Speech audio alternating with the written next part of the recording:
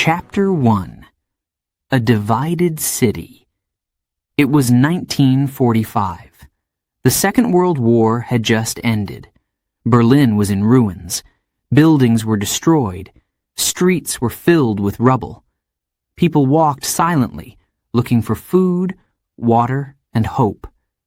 The city had been the heart of Nazi Germany, and now it was broken.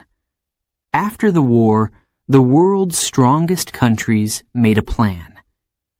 They decided what would happen to Germany. The United States, the Soviet Union, Britain, and France would each control part of the country. Berlin, even though it was deep inside Soviet-controlled East Germany, would also be divided. The four powers split the city into zones: East Berlin for the Soviets and West Berlin shared by the Americans, British, and French. At first, people hoped this arrangement would work. They wanted peace after years of war. But things didn't stay peaceful for long. The Soviet Union had a different idea of how life should be. In the East, the government took control of everything: jobs, land, even what people could say. It promised equality, but in reality, people lived under strict rules. In the West, the United States and its allies wanted freedom and democracy.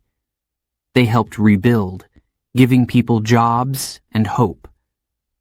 East and West had two very different futures. Tensions grew quickly. In 1948, the Soviets blocked all roads and trains into West Berlin. Their plan was to starve the Western powers out of the city. For almost a year, planes from the United States and Britain flew supplies into West Berlin. They brought food, medicine, and even candy for children. These flights were called the Berlin Airlift. Every day the planes came. Every day the people of West Berlin survived. The blockade failed, but the divide deepened. East Berlin and West Berlin were no longer just zones. They became two different worlds. Life in East Berlin was hard.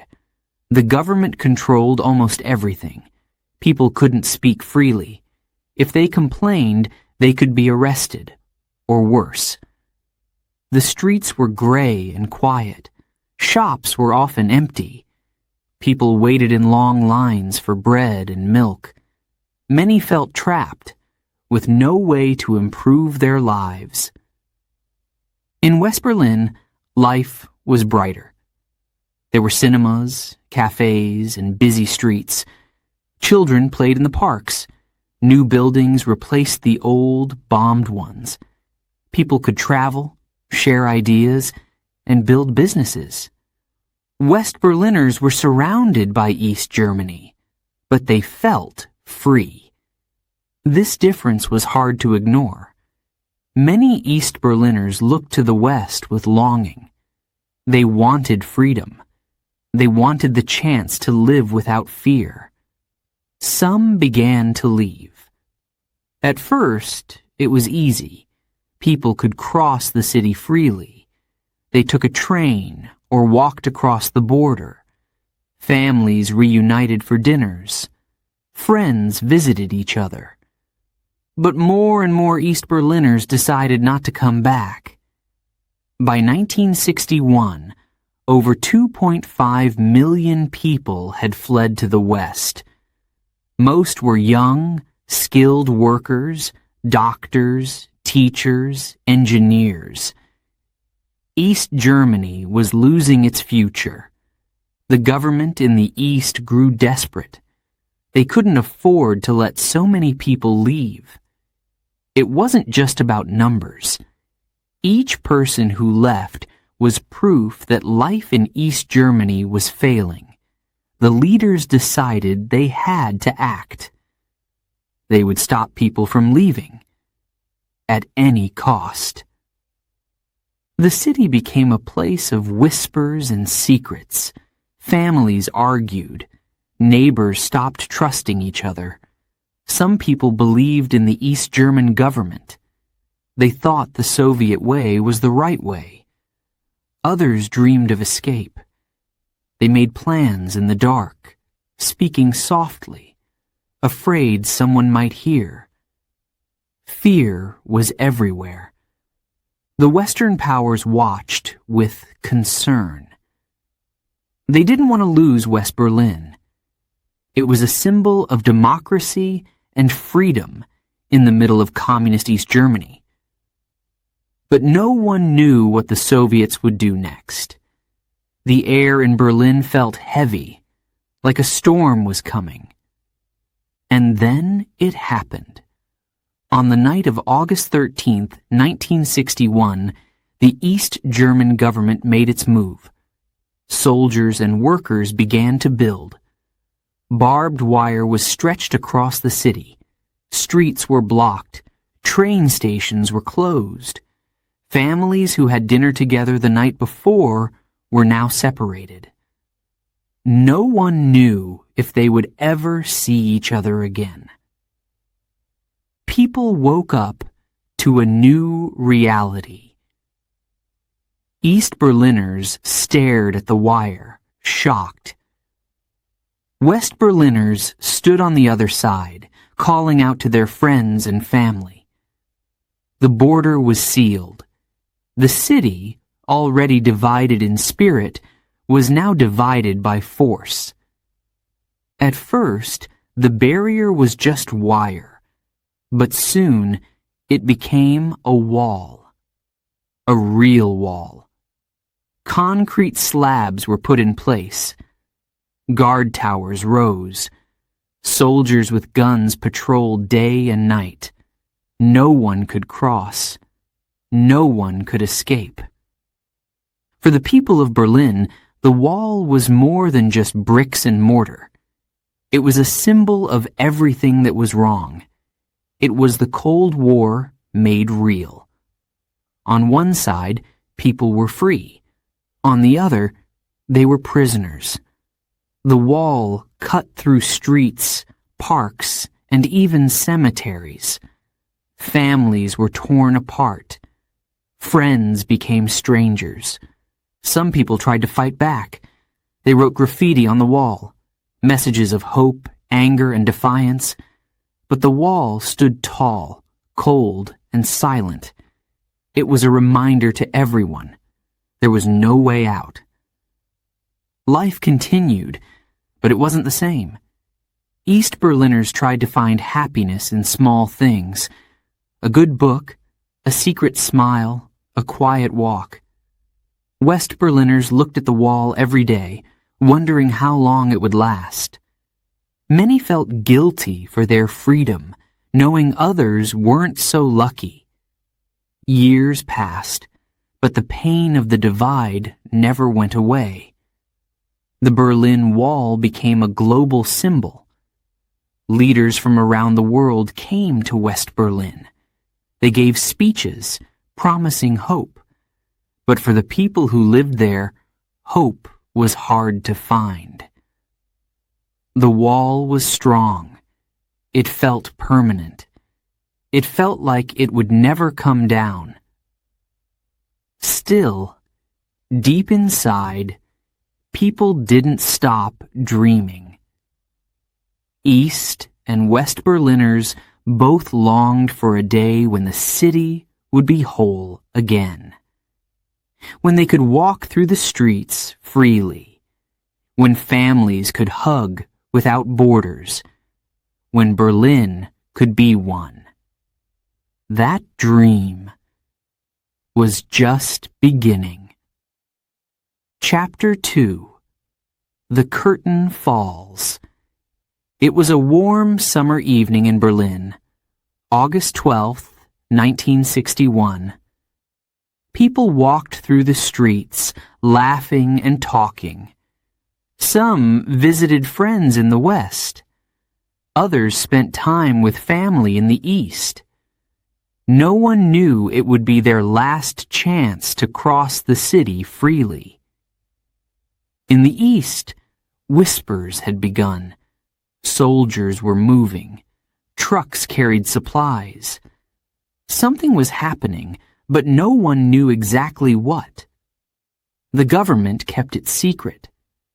People went to bed that night, unaware of how their world was about to change. And then it began.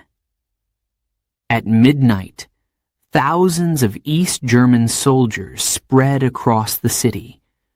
Trucks stopped at key streets and corners. Workers jumped out, pulling rolls of barbed wire. The soldiers had orders to divide Berlin, block every road, close every path to the west. People who worked through the night, taxi drivers, bakers, and nurses, were the first to notice. One baker, still kneading his dough, looked outside and saw soldiers stretching barbed wire across the street. "What are they doing?" he asked. The soldiers didn't answer. They just worked quickly, blocking road after road. By dawn, the entire city was cut in two. In the early morning, Berliners woke up to an unfamiliar sound. Silence. The streets, normally buzzing with life, were still. Then came the shouts, "Look outside!" "What's happening?" "They're blocking the streets!" People ran to their windows.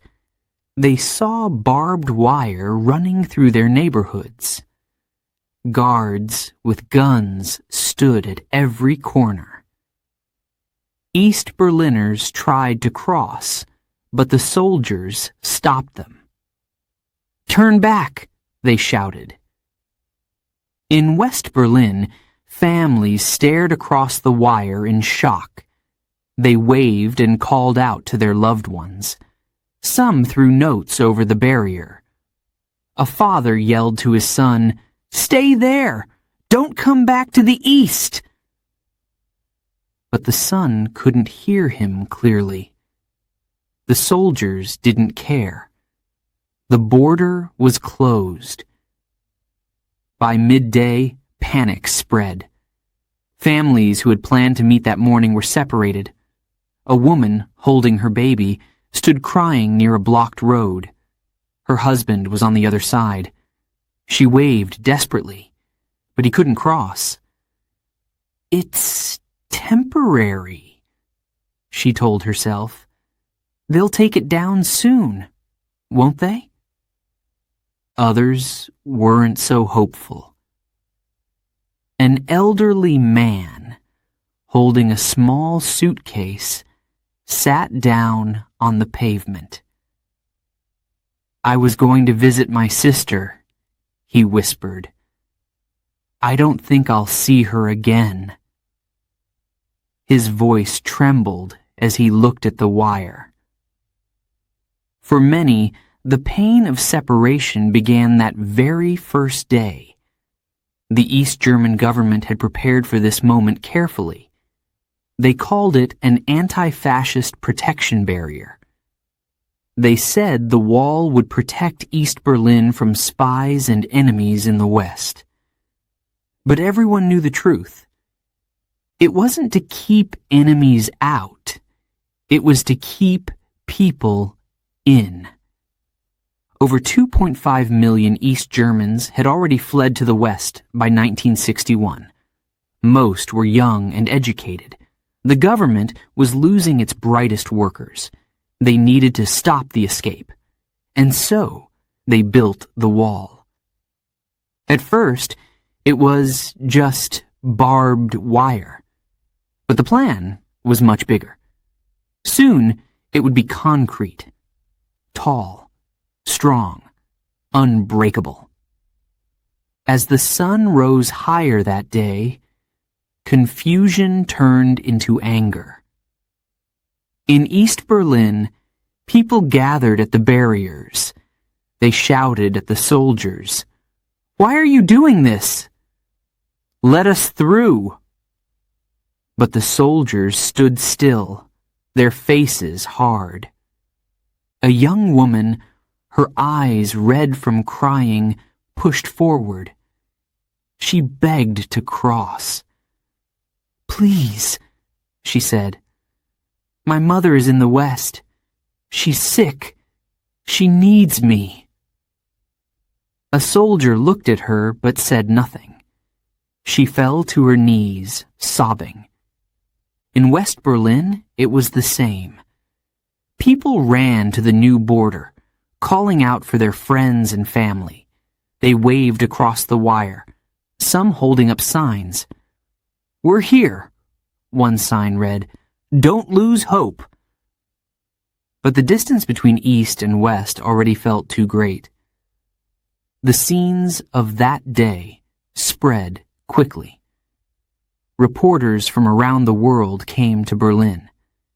They took pictures of the barbed wire and the desperate faces of the people. The world watched as Berlin became the front line of the Cold War. The leaders of West Berlin called it a day of shame. They couldn't believe what had happened overnight. The mayor of the city, Willy Brandt, stood in front of a crowd and spoke with a heavy heart. "Berlin will survive this," he said. "But the scars, they will last forever." In the East, there was silence. The government controlled the newspapers. It told its people the wall was necessary. It was for their safety. Some believed it, most didn't, but no one dared to speak out. That first night after the wall went up, Berlin felt like a ghost town. In the East, the streets were empty. People stayed inside, too scared to go out. In the West, crowds gathered near the border. They lit candles. They sang songs. Their voices carried through the quiet streets, over the wire, and into the dark. An old woman in the East listened from her window. Tears streamed down her face as she heard the faint sound of music. "Will I ever walk those streets again?" she whispered. In the days that followed, the wall grew stronger. Soldiers replaced the barbed wire with concrete. They added watchtowers and armed guards. Every street, every train line, every tiny path was sealed. The city was no longer one. For many, the shock of that first day turned into despair. A young boy in East Berlin looked out his window. He could see a park in the west where he used to play with his cousins. Now, it was out of reach. "Why did they do this?" he asked his father. His father didn't answer.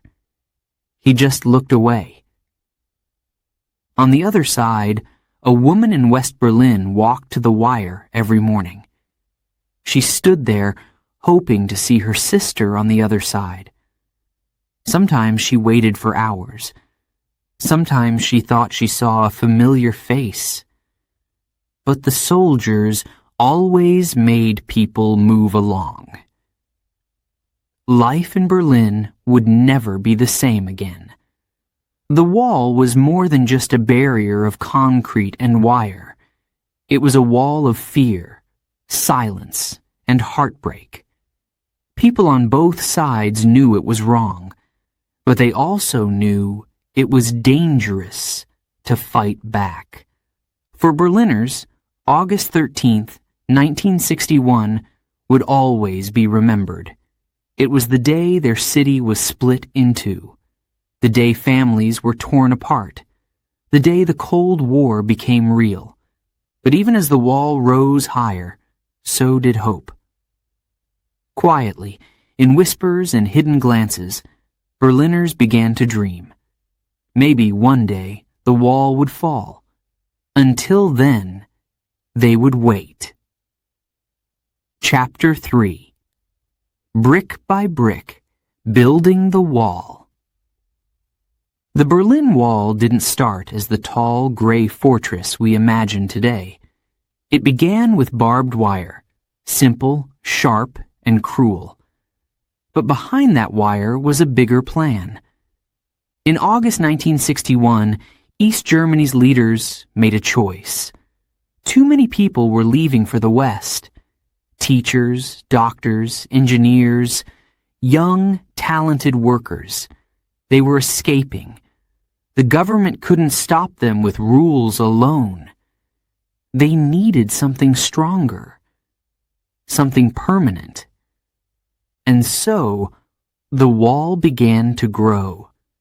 The leaders of East Germany, the GDR, German Democratic Republic, told the people that the wall was necessary. They called it an anti-fascist protection barrier. They said it would protect them from spies and enemies in the West. But the truth was different. The wall wasn't about protection. It was about control. The Soviet Union supported the plan. They wanted to show strength during the Cold War. Berlin was a symbol, and the wall became their message. It said, "You cannot leave. You cannot escape. You belong to us."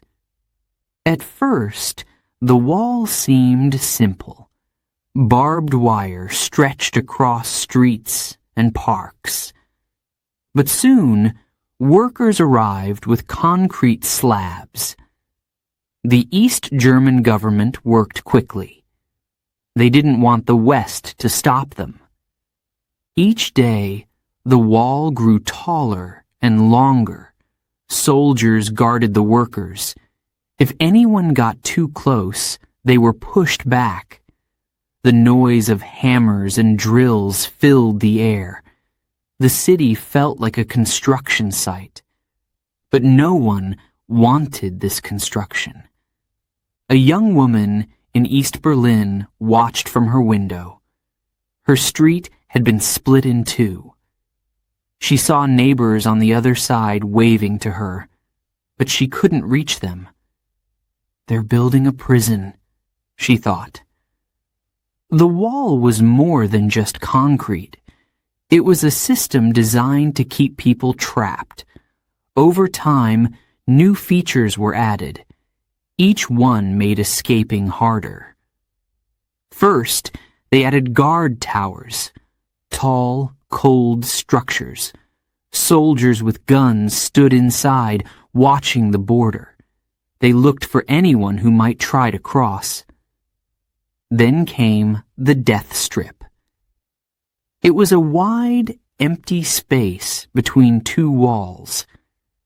The ground was covered with gravel, which made noise if someone ran across it. Floodlights lit the area at night. Escapees would be easy to spot. Barbed wire fences lined the death strip. There were also tripwires connected to alarms. If someone touched them, the guards would come running. Finally, there were dogs, trained to attack. They patrolled the wall with their handlers, barking at anyone who came too close. The wall wasn't just built in Berlin. It stretched across the entire border between East and West Germany. Over 1,300 kilometers of fences, watchtowers, and walls. But the wall in Berlin was the most famous part. It divided families, friends, and lives. Building the wall wasn't cheap. It took money, time, and effort. But for the East German government, it was worth it. Every day the wall grew stronger. Every day freedom felt further away.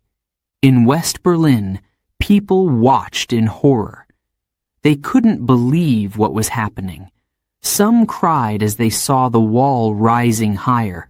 Others protested, shouting at the soldiers on the other side. "Tear it down!" they yelled. But the soldiers ignored them. Children in West Berlin asked their parents, "Why can't they come here?" Parents didn't know how to explain. How could they? The wall didn't make sense to anyone. A man in West Berlin came to the border every morning. He waved to his wife, who was stuck in the east. She waved back, tears in her eyes.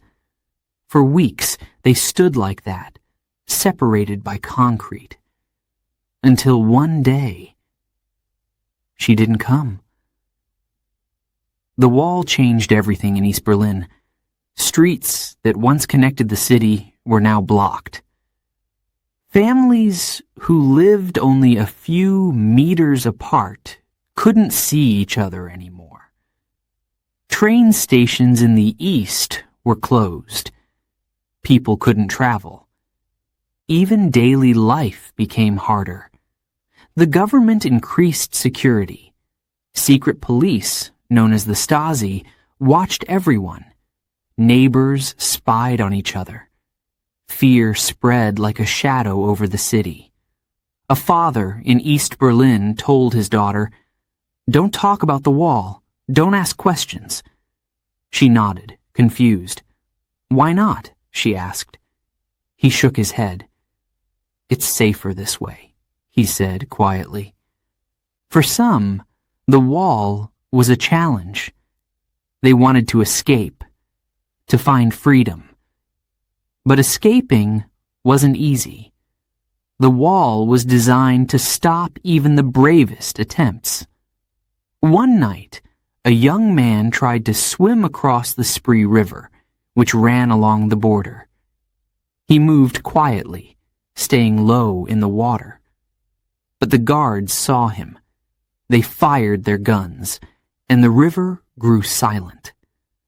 A group of students tried to dig a tunnel under the wall. They worked for weeks, digging with small tools.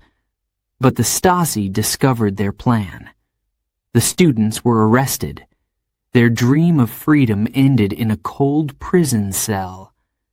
Not everyone in East Berlin agreed with the wall.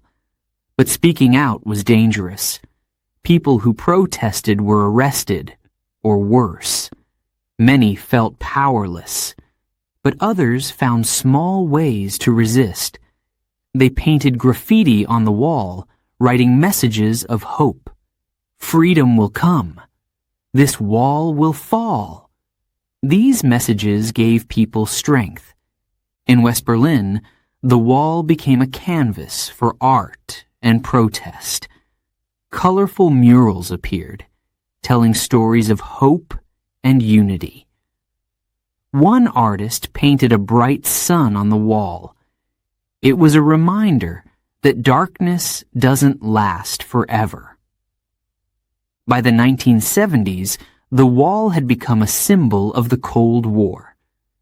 Leaders from around the world came to West Berlin. They stood in front of the wall and gave speeches. They called for freedom and unity. In 1987, U.S. President Ronald Reagan visited Berlin. Standing near the wall, he said the famous words, "Mr. Gorbachev, tear down this wall." The crowd cheered. But in the East, those words were forbidden. People heard them only in whispers. The wall may have been strong, but the people's spirit was stronger. In secret, East Berliners began to hope. They started to dream of a world without walls. A young boy in East Berlin drew pictures of what he imagined: parks, bridges, and open streets.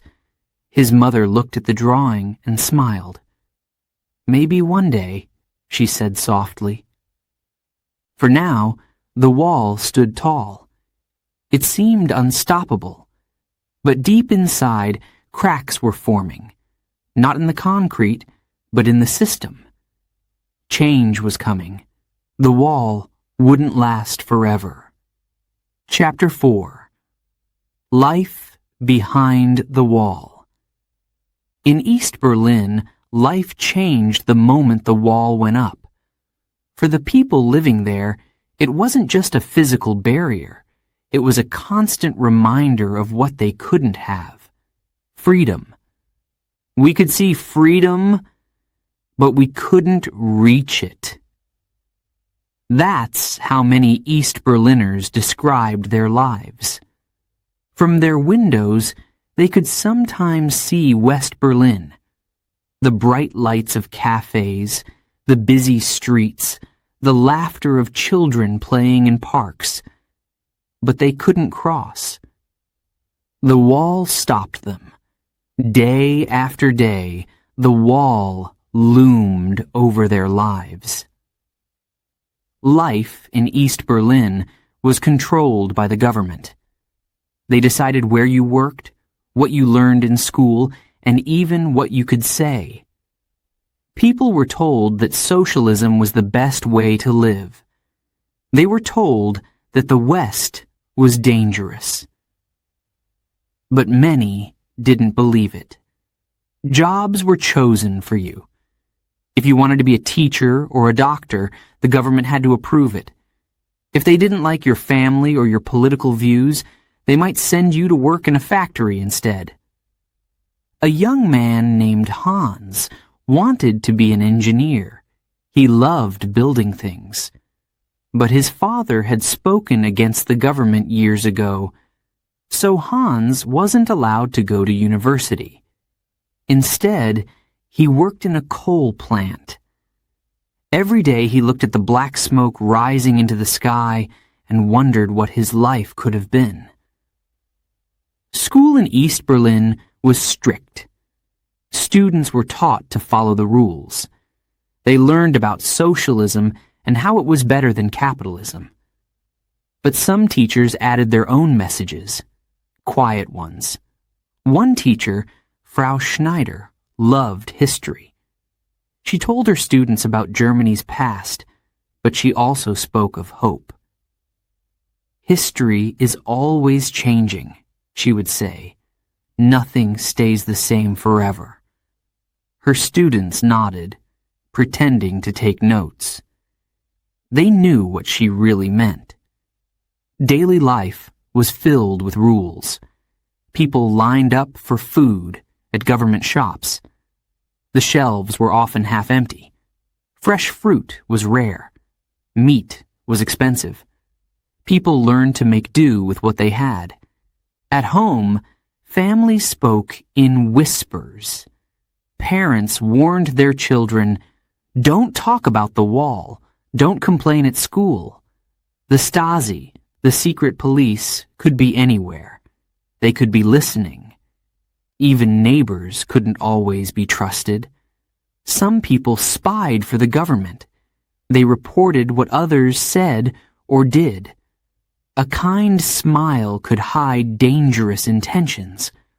One woman, Marta, found this out the hard way.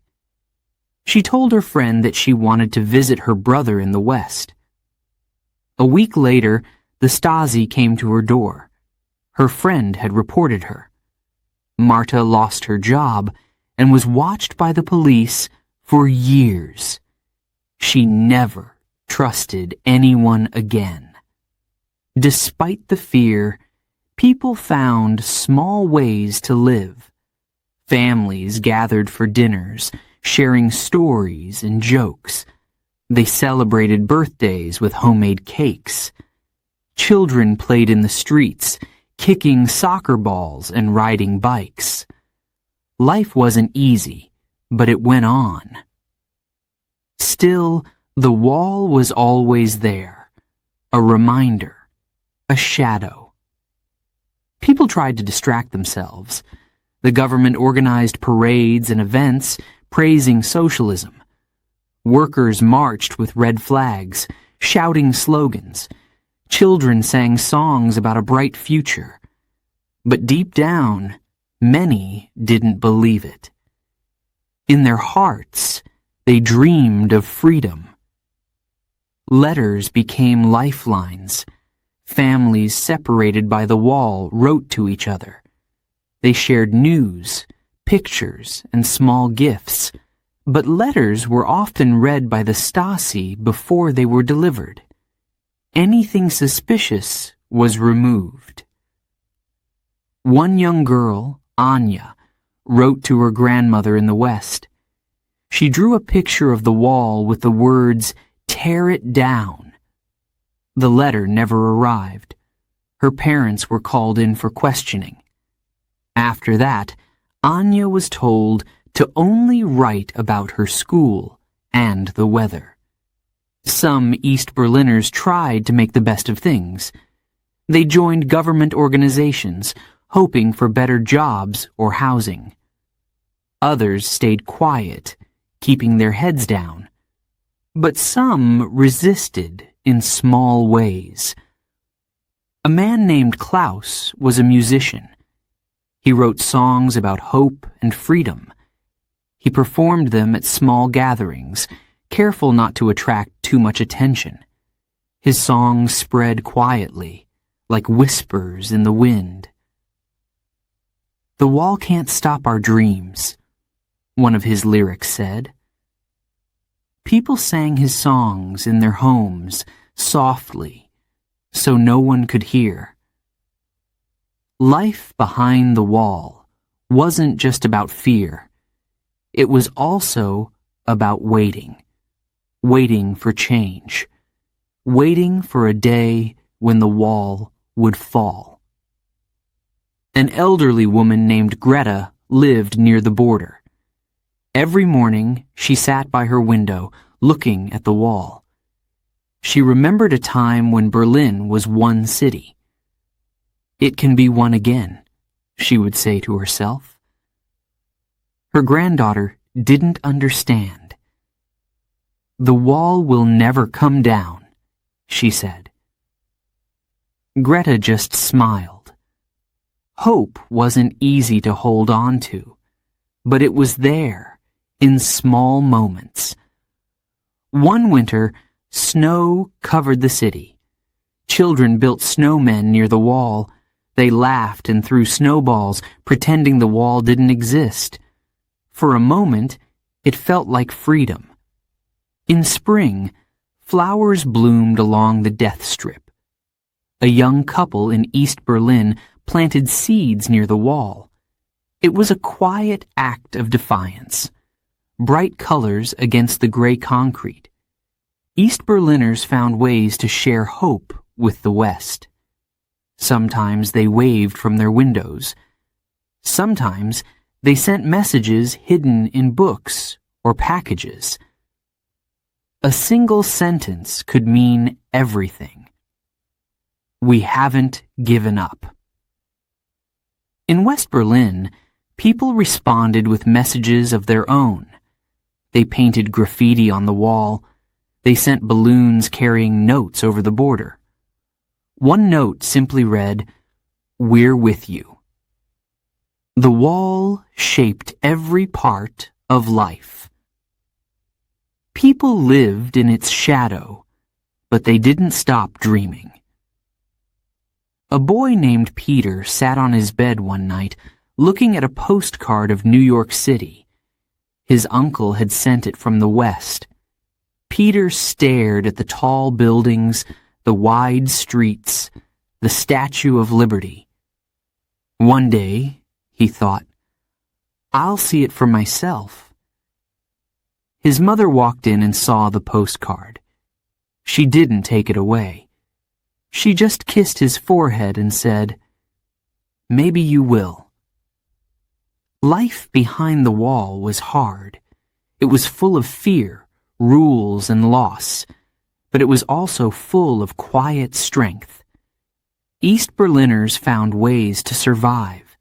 They found ways to hope. And deep inside, they knew one thing: walls don't last forever. Chapter 5. A View from the West. For the people of West Berlin, the wall was more than just concrete and wire. It was a scar. It cut through their city, separating families, friends, and lives. Every time they saw it, they felt its weight, a symbol of fear and oppression. From the western side, the wall looked cold and uninviting. Graffiti covered the gray concrete. Bright colors and bold messages tried to hide the pain it represented. "Freedom!" one message shouted. "Tear it down!" cried another. Artists came from all over the world to paint on the wall, turning it into a canvas of hope and defiance. But no matter how beautiful the art, the wall itself stayed ugly. For many West Berliners, the wall was deeply personal. It wasn't just a political symbol. It was a daily reminder of loved ones left behind. A young man named Stefan visited the wall every week. His sister, Lena, lived on the other side in East Berlin. They had been inseparable as children. Now, they could only wave to each other from opposite sides of the wall. One day, Stefan brought a kite. He tied a letter to its tail and flew it high into the sky. The wind carried it over the wall. Lena found the kite later that evening. Inside the letter, Stefan had written, "I miss you. Don't give up." For Stefan, the wall was a thief. It had stolen his sister from him. The wall didn't just divide people, it divided emotions. In West Berlin, life continued. There were cafes, theaters, and concerts. The city was vibrant and full of energy, but no one could fully escape the shadow of the wall. At night, the floodlights from the wall's guard towers lit up the skyline. The lights were bright, cold, and unrelenting. They were a constant reminder of the people trapped on the other side. Some nights, West Berliners gathered near the wall. They sang songs, lit candles, and held hands. They couldn't tear the wall down, but they could show solidarity. Their voices carried over the wall, soft and hopeful. "We are here," they seemed to say. "We haven't forgotten you." The wall also became a point of curiosity for visitors from around the world. Tourists came to see it, to touch it, to take photos. They stood on platforms built near the border, looking into East Berlin. Some used binoculars to get a closer view. But for West Berliners, the wall was no spectacle. It was deeply painful. An elderly man named Klaus lived near one of these viewing platforms. He often saw tourists laughing, pointing, and taking pictures. One day, he stopped a young couple. "You think it's exciting?" he asked, his voice trembling. "For me, it's a prison. My son is over there, and I can't even hug him." The couple apologized, their smiles fading. For Klaus, the wall wasn't a tourist attraction. It was a wound that never healed. Life in West Berlin was free, but it wasn't easy. The city was surrounded by East Germany. It was like an island of democracy in a sea of communism. Supplies had to be brought in by plane or truck. The people of West Berlin knew they were being watched by the East. The wall felt like a threat, a warning. Leaders from around the world visited West Berlin to show their support. In 1963, U.S. President John F. Kennedy came to the city. Standing in front of the wall, he declared, "Ich bin ein Berliner." I am a Berliner. The crowd erupted in cheers. His words gave them strength. But speeches weren't enough to remove the wall. For children in West Berlin, the wall was a mystery. They asked their parents, "Why can't we go to the other side?" Their parents tried to explain, but it was difficult. How do you explain something so cruel to a child? A little boy named Max lived near the wall. Every day he played with his toy cars in the street. He could see the wall from his home. Sometimes he imagined it was a castle with brave knights ready to break through.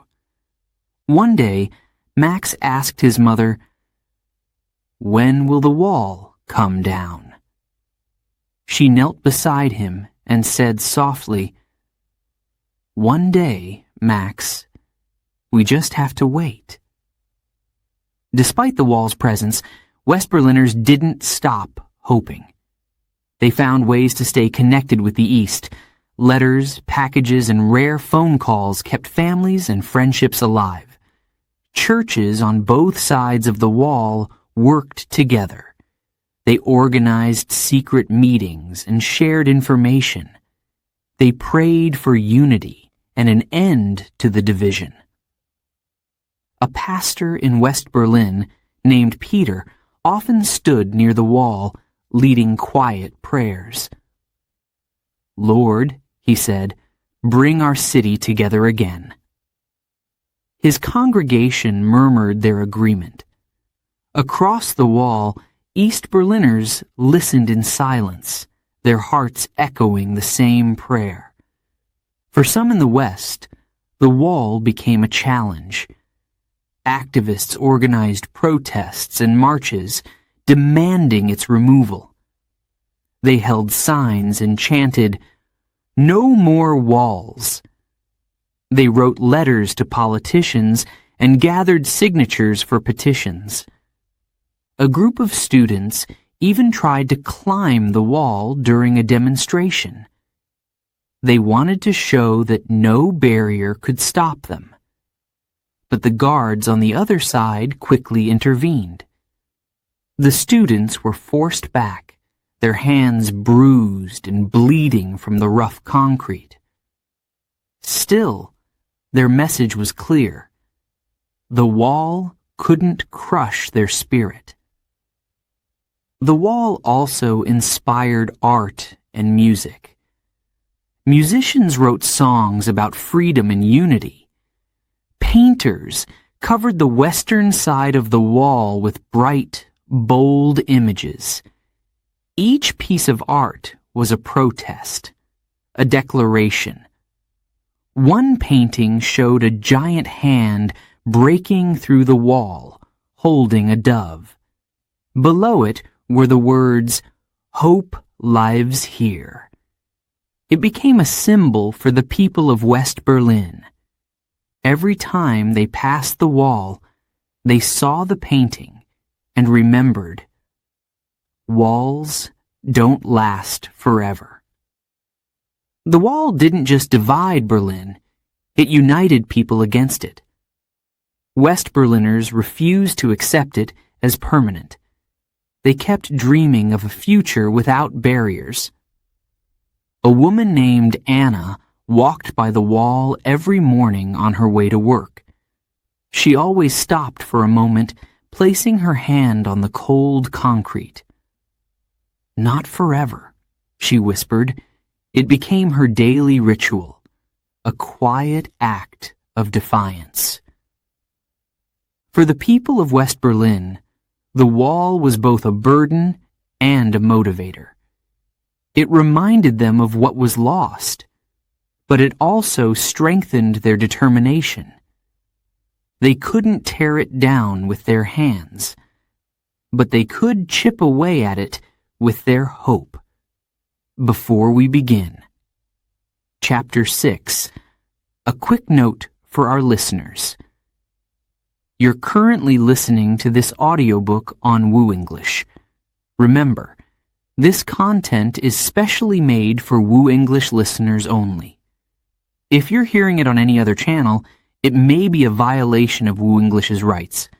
Please ensure you're tuned into the right source to fully enjoy and respect this audiobook journey. Now let's continue the story. Chapter 6. Escape Stories. Not everyone in East Berlin accepted life behind the wall. Some people dared to dream and dared to run. Escaping to West Berlin was dangerous. The wall was guarded day and night. There were watchtowers, armed soldiers, and a deadly strip of land filled with traps. The government called it the Death Strip for a reason. But for some, freedom was worth the risk. They couldn't live without hope. They couldn't stay in a place where they felt like prisoners. Their escape stories became legends. One of the first escapes happened just days after the wall was built. A young border guard named Konrad Schumann stood on duty near a section of barbed wire. He was only 19 years old, and he hated the wall. On August 15, 1961, he saw his chance. A group of West Berliners had gathered near the border. They shouted at him, "Come over!" Conrad's heart raced. If he jumped the wire, the East German guards would call him a traitor. He might never see his family again. But if he stayed, he would never be free. Conrad made his decision. He threw down his rifle and ran. With one quick leap, he jumped over the wire. West Berliners cheered as he landed safely on the other side. Someone took a photo of his escape. It became one of the most famous images of the Berlin Wall. Not everyone's escape was as quick. Many people had to plan for weeks, even months. One family, the Strelzics, dreamed of freedom for years. They decided to build a hot air balloon to fly over the wall. It seemed impossible, but they didn't give up. The family worked in secret. They sewed the balloon's fabric by hand, piece by piece. They used stolen cloth and a small gas burner to power the balloon. Each night, they whispered their plans, afraid someone might hear. Finally, on a cold night in 1979, the Strelzics were ready. The parents and their 2 children climbed into the homemade balloon. The wind was strong, and the balloon began to rise. They floated above the wall, high in the sky. Below them, the guards didn't notice. The family held their breath, terrified the balloon might fall, but after 28 minutes, they landed safely in West Germany. They laughed and cried, holding each other tightly. They had done it. Some escapes were dramatic. Others were clever. In 1964, a group of students in West Berlin decided to help people escape by digging a tunnel under the wall. It was a risky plan. The tunnel had to be long enough to reach East Berlin, but narrow enough to avoid detection. The students worked for weeks. They dug through the night, moving dirt by hand. They didn't use machines, afraid the noise would alert the guards. Every night, their hands grew sore, their muscles ached, but they kept going. Finally, the tunnel was complete. One by one, families from East Berlin crawled through the dark, muddy passage. They had to move quickly, afraid the tunnel might collapse or be discovered. In total, 57 people escaped through the tunnel. The students became heroes in the West. Not all escapes were successful. The wall claimed many lives. One tragic story is that of Peter Fechter.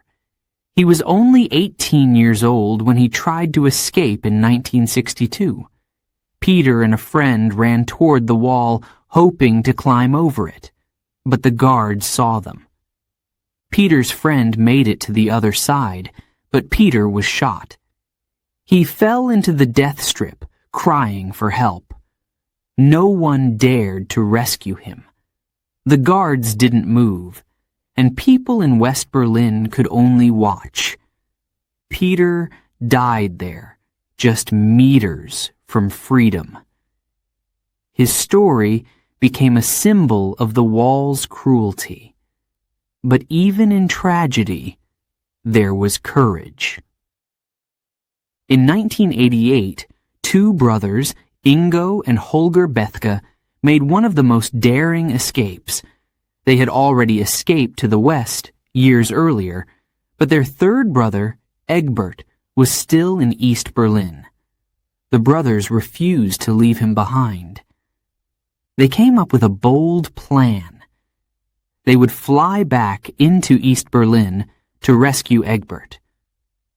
The brothers built a small airplane out of lightweight metal and cloth. It was small, quiet, and fast. They practiced flying it in secret, waiting for the perfect night. Finally, the time came. Ingo and Holger flew over the wall, landed in East Berlin, and picked up their brother. The three brothers squeezed into the tiny plane. With the engine roaring, they flew back to the west. They risked everything for their family. And they made it. Not all escapes were about speed or strength. Some relied on clever disguises. One woman, Ingrid, dressed as a guard to sneak through a checkpoint. She borrowed a uniform from a friend and memorized the guards' routines. Walking confidently, she approached the border. Her heart pounded as she passed the guards. She nodded and kept walking, hoping no one would stop her. Finally, she reached West Berlin. She let out a shaky breath. Her disguise had worked. Even the smallest acts of defiance mattered. One man, Dieter, built a zip line from an apartment building in East Berlin to a building in the West. At night, he sent his family members across one by one. They clung to the rope, sliding to safety. By morning, they were free. Every escape story was different, but they all shared the same spirit. People risked their lives because they believed in something greater than fear. They believed in freedom. For those who made it, the feeling was indescribable.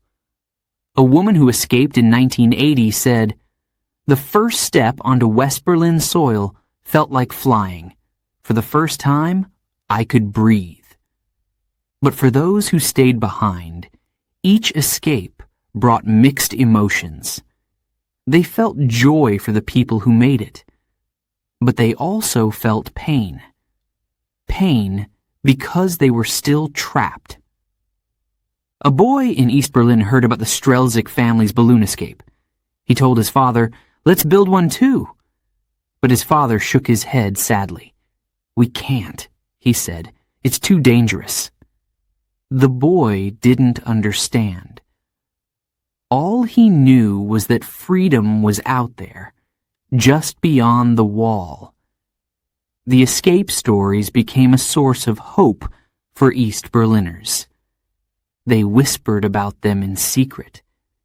They shared the stories in code, saying, "Did you hear about the balloon?" Or, "Did you hear about the tunnel?" Each story proved one thing. The wall wasn't perfect. It could be beaten. And as long as people dreamed of freedom, they would keep trying. Chapter 7. Torn Apart.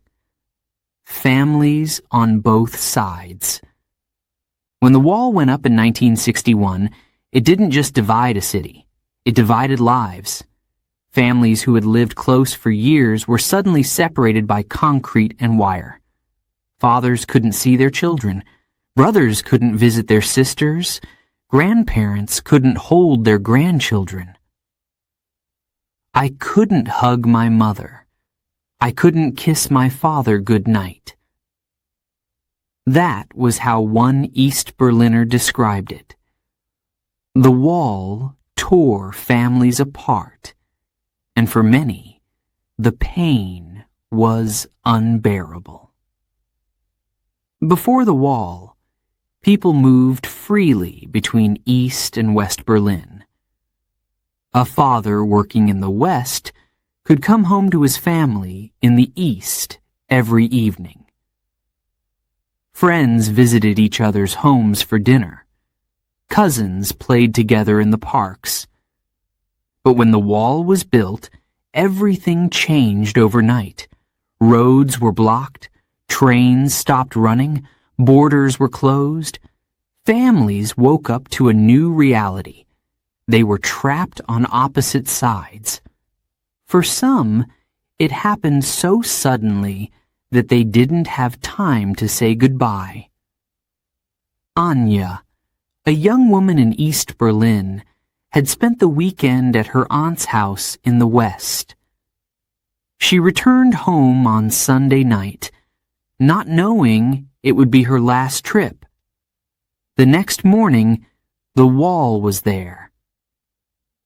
Anya tried to call her aunt, but the phone lines were cut. Months passed, then years.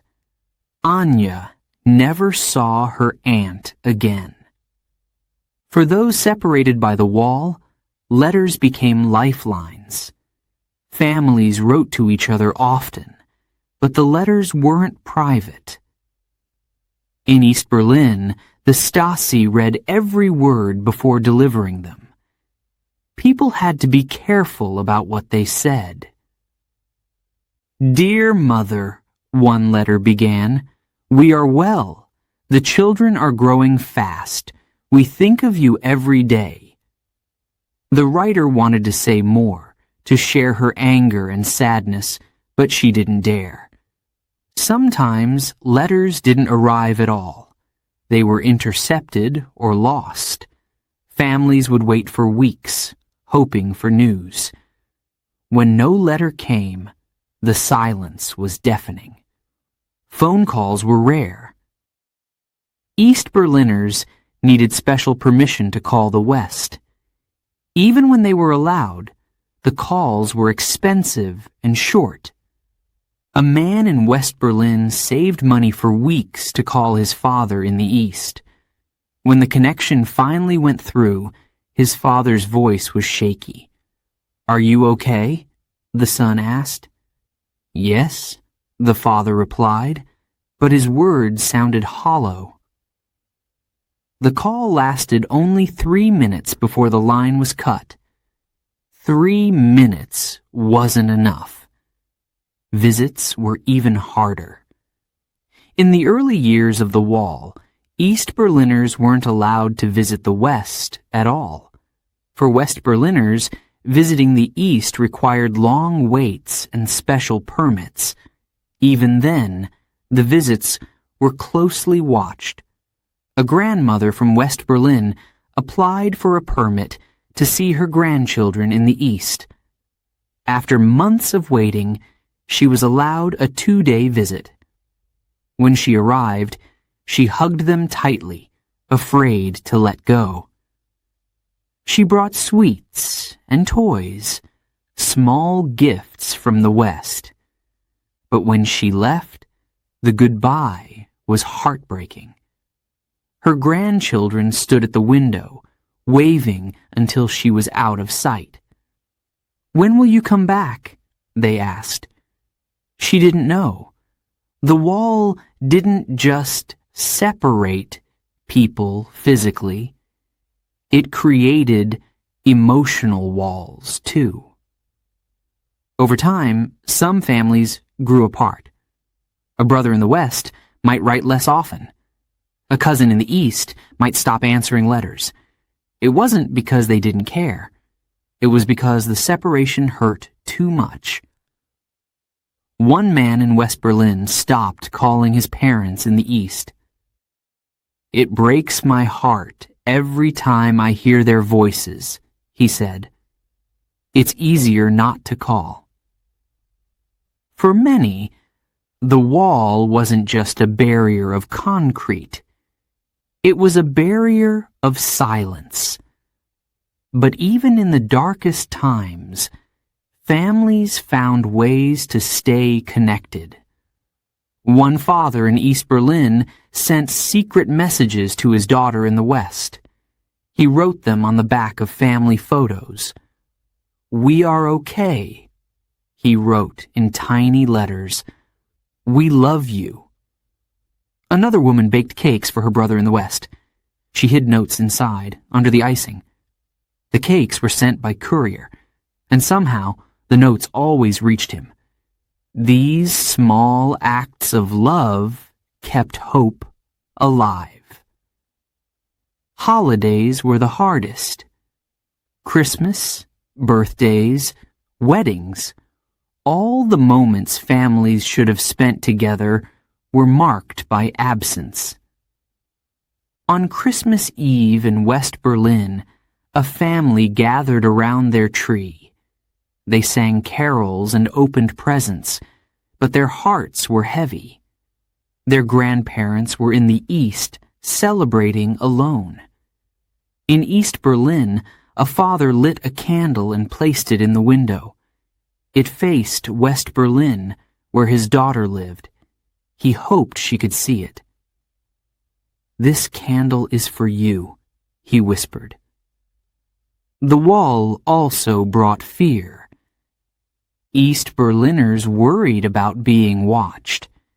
If they spoke too openly about missing their loved ones, the Stasi might suspect them of wanting to escape. Some people were arrested simply for writing letters or talking about the West.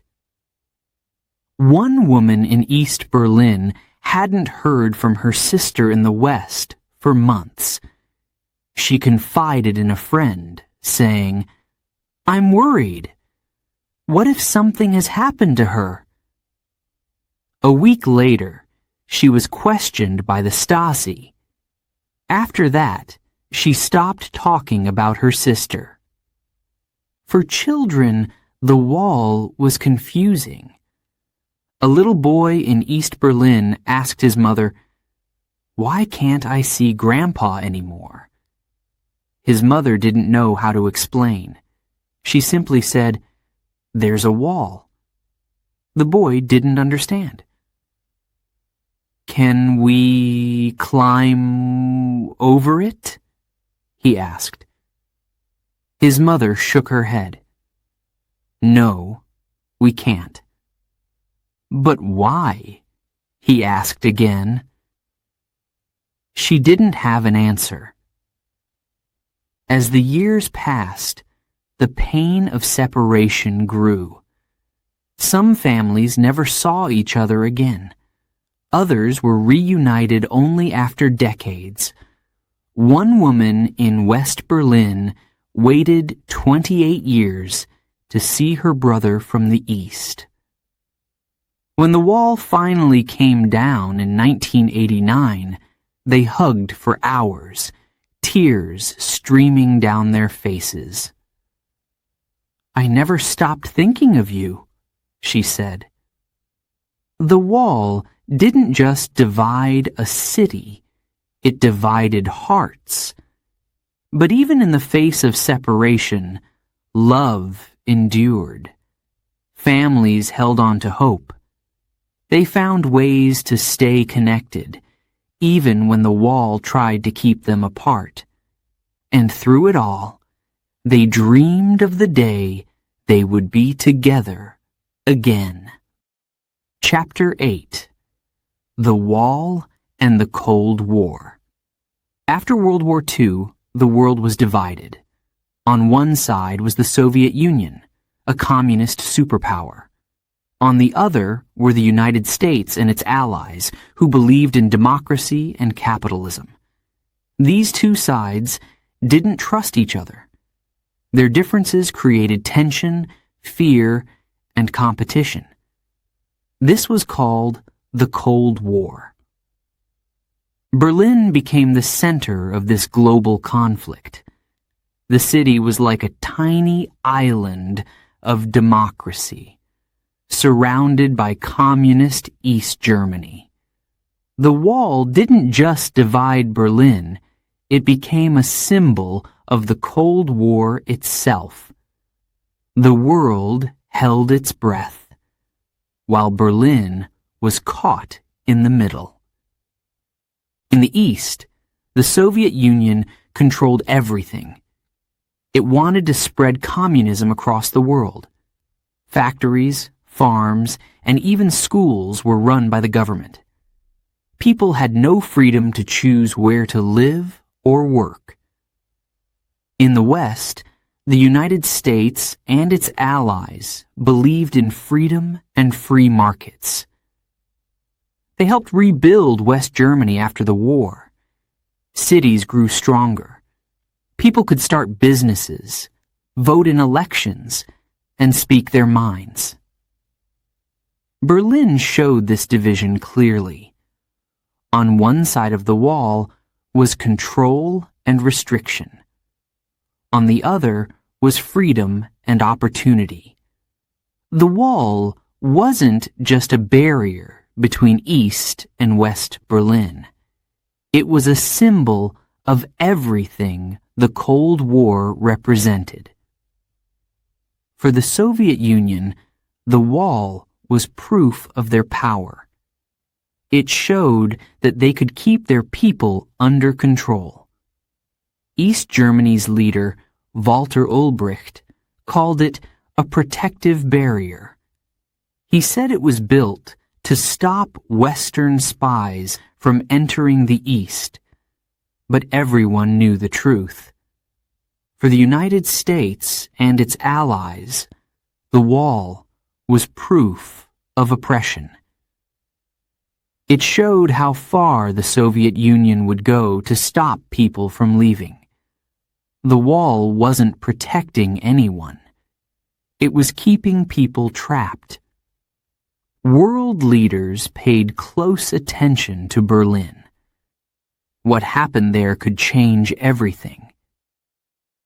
In 1948, long before the wall was built, the Soviets tried to block all supplies from reaching West Berlin.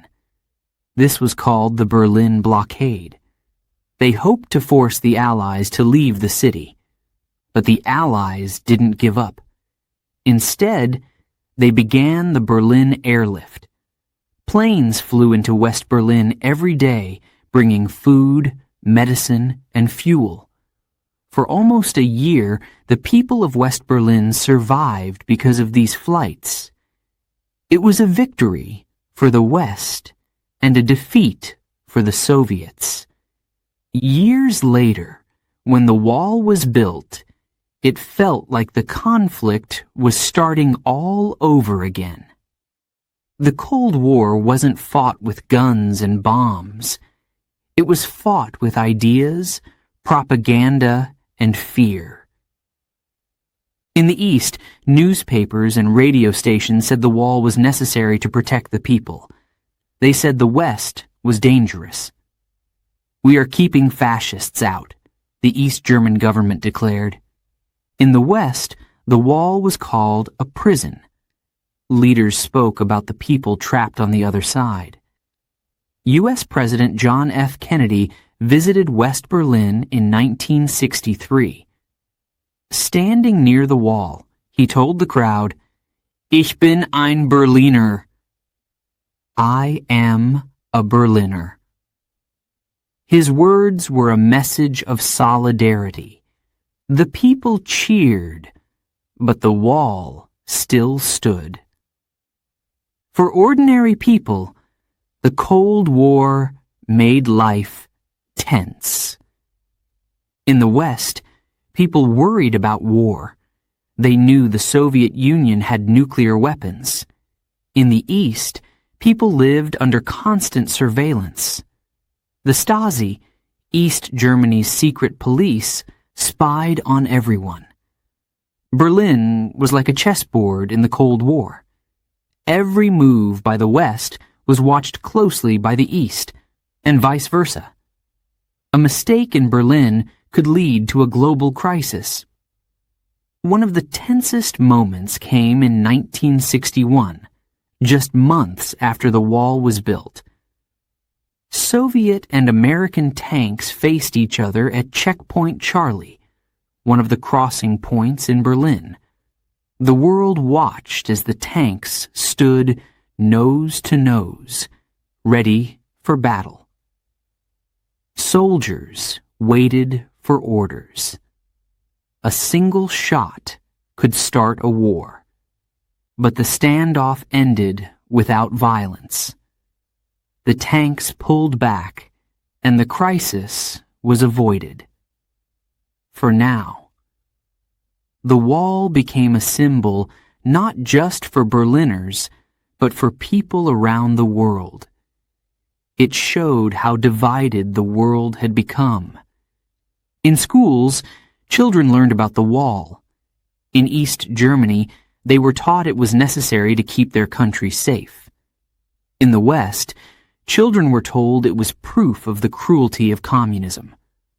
A young boy in West Berlin asked his father, "Why do they need a wall?"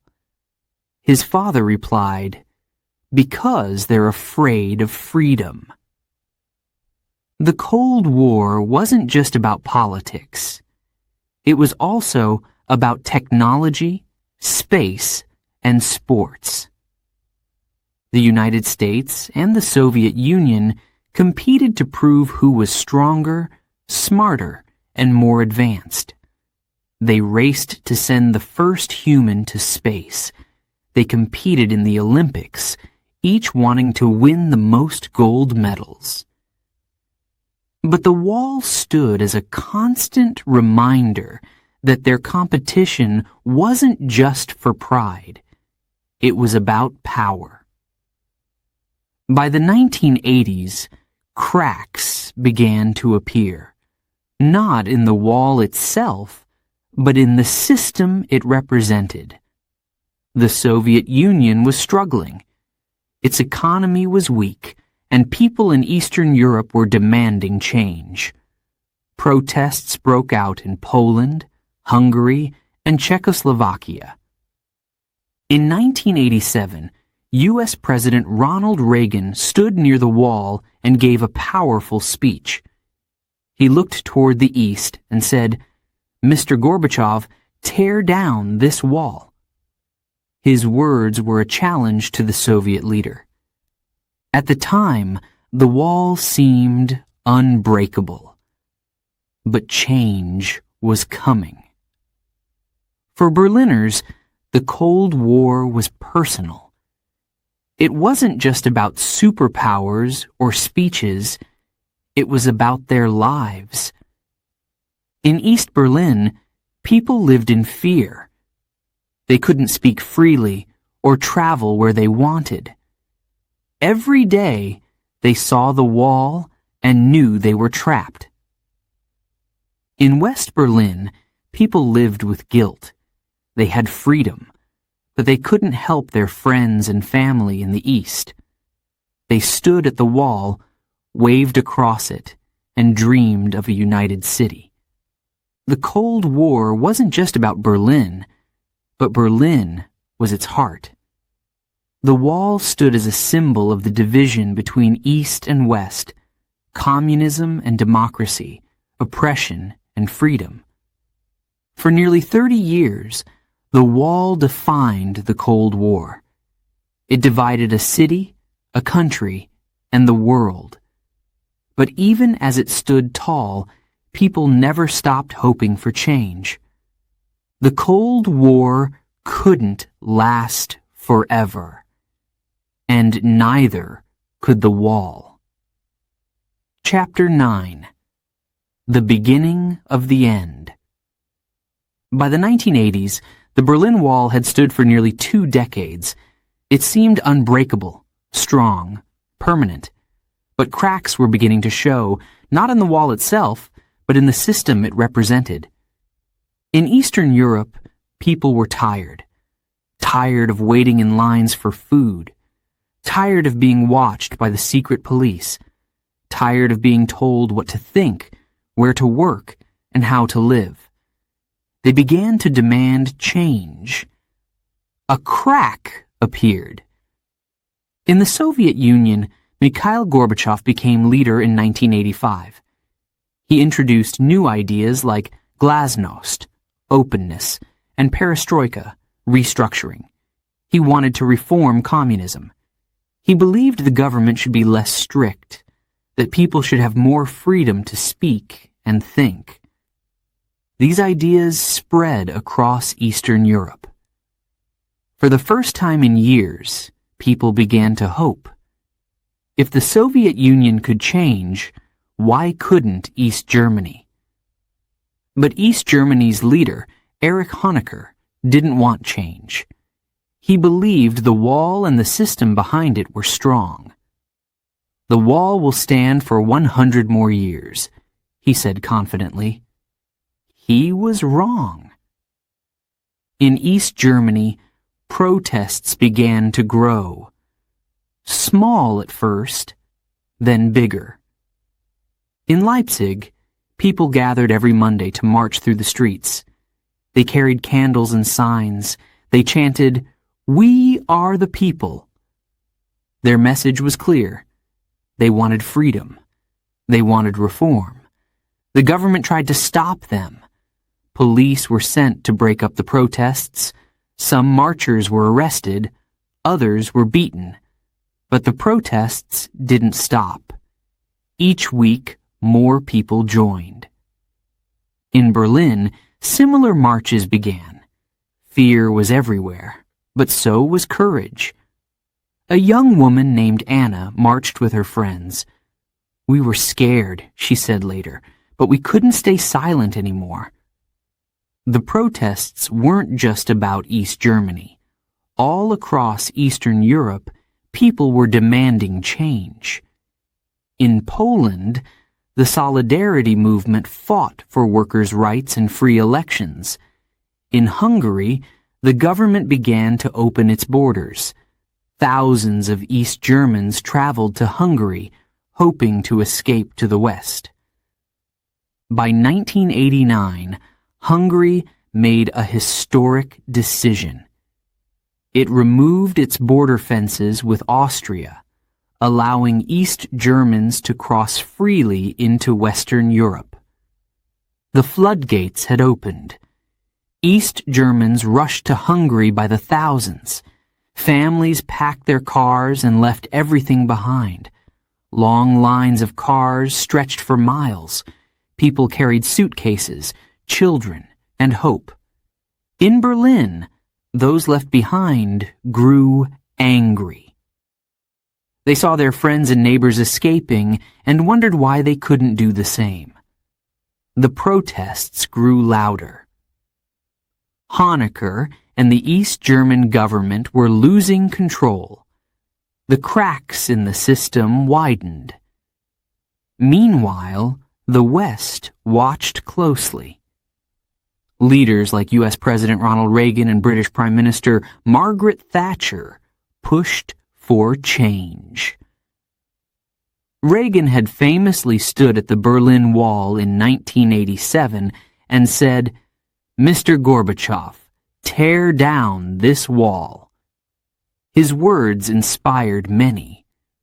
But the real change wasn't coming from speeches. It was coming from the people in the East who refused to stay silent any longer. The pressure on Honecker grew unbearable. Even his closest allies began to doubt him. In October 1989, Honecker was forced to resign. A new leader, Egon Krenz, took his place. Krenz promised reform, but it was too late. The people didn't trust him. They wanted real change. In November, the protests reached their peak. Over 500,000 people gathered in East Berlin. They filled the streets, chanting and waving banners. The government was overwhelmed. On November 9th, 1989, everything changed. A government official held a press conference. He announced that new travel rules would allow East Berliners to cross into the West. But his words were unclear. He didn't explain when the rules would start. A reporter asked, "When does this begin?" The official hesitated, then said, "Immediately." The news spread like wildfire. People rushed to the wall, unsure if it was true. Could they really cross? Was this the moment they had been waiting for? At first, the guards were confused. They hadn't received any orders. But as the crowds grew, the pressure became too much. Finally, the guards opened the gates. In that moment, the wall fell. Not with explosions or violence, but with celebration. People poured through the gates, laughing, crying, hugging strangers. West Berliners greeted them with open arms. Families who hadn't seen each other in years were reunited. A man named Peter crossed the border with his wife and children. "We're free!" he shouted, tears streaming down his face. "We're finally free!"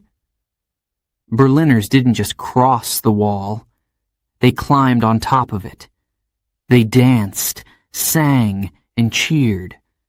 Some brought hammers and chisels, chipping away at the concrete. Each piece they removed felt like breaking down a barrier in their hearts. A young boy watched his father take a swing at the wall with a hammer. "Why are you doing that?" he asked. His father smiled. "Because this wall doesn't belong here," he said. Around the world, people watched in amazement. Television screens showed images of joy and unity. In Paris, New York, and Tokyo, crowds gathered to celebrate. The fall of the Berlin Wall was more than a moment. It was a symbol. It marked the end of an era. The Cold War was coming to a close. For East Berliners, the fall of the wall was the start of a new life. They could now travel freely, find new jobs, and speak without fear. For West Berliners, it was a chance to reconnect with loved ones and help rebuild the city. But the journey wasn't over. Reuniting Berlin and Germany would take time. There were challenges ahead, but in that moment, none of that mattered. The wall was falling. The cracks that began in the system had turned into a collapse.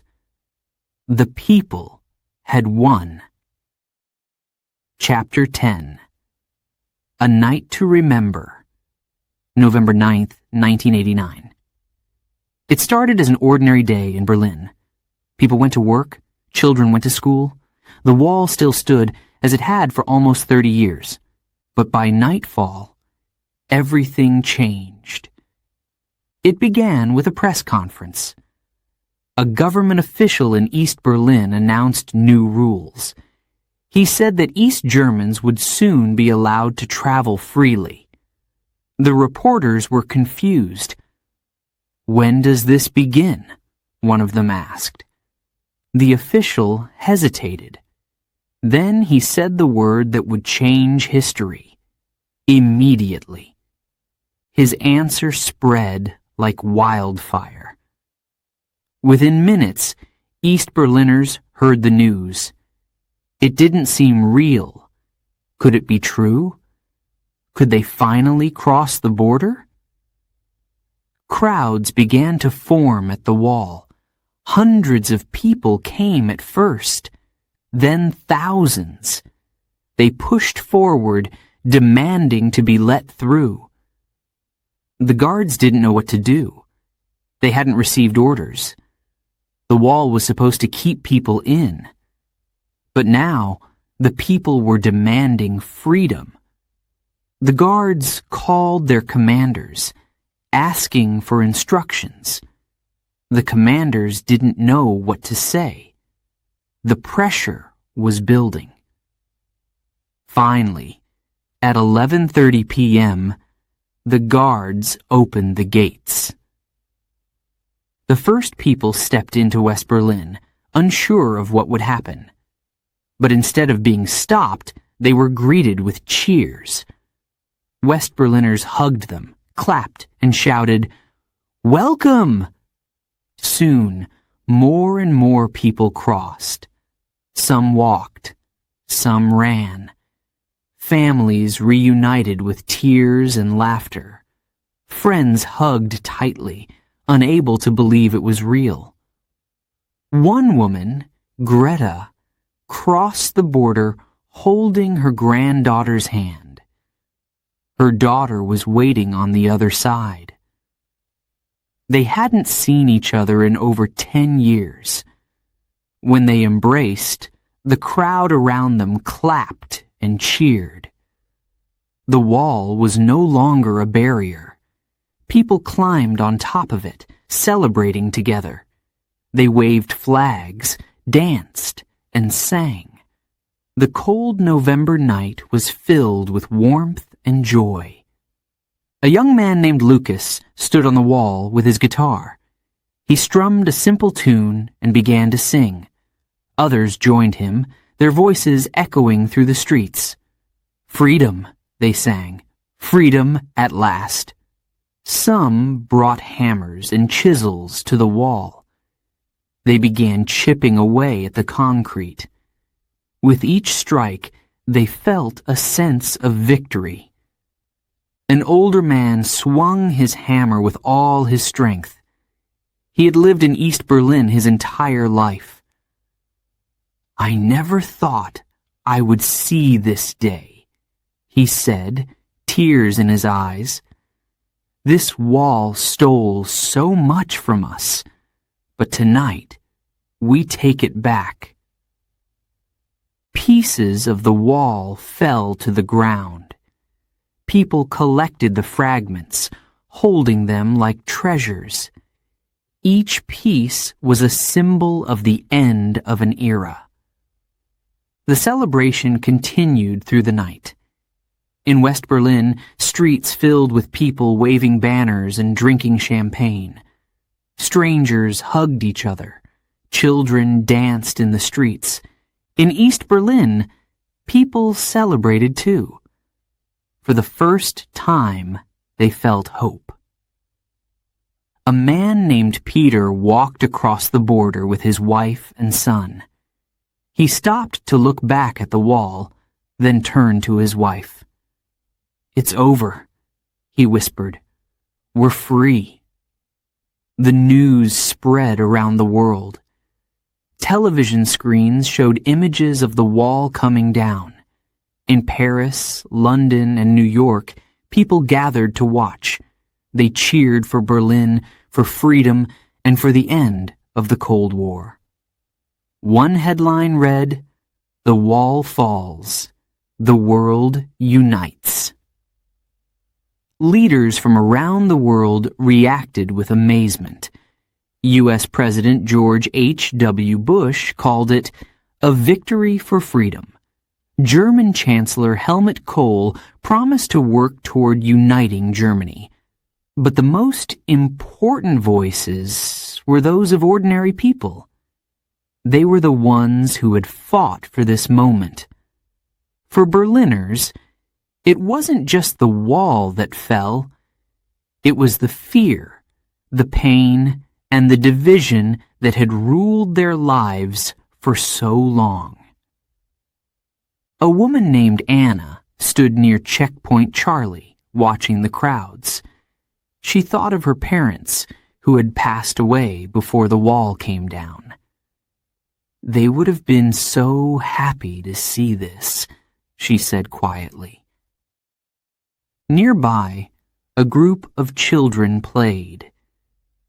They didn't understand the full meaning of the night, but they could feel the joy in the air. One little boy laughed as he climbed on a piece of the broken wall. His father smiled and said, "You're climbing on history." As the night went on, Berliners shared stories, memories, and dreams. They talked about the years of separation, the loved ones they had lost, and the future they hoped to build. One man from the East said, "I haven't seen my brother in 25 years. Tomorrow I'll visit him." His eyes filled with tears. "I can't wait to see his face." Another woman from the West said, "We've waited so long for this. Now we can finally be one city again." For decades, the wall had stood as a symbol of division. Now it became a symbol of unity. By sunrise, the wall was covered with graffiti, flowers, and handprints. The pieces of concrete were no longer cold and gray. They were colorful and alive. Berliners began to clear the rubble together. East and West worked side by side, rebuilding their city. That night, November 9th, 1989, was more than just the fall of a wall.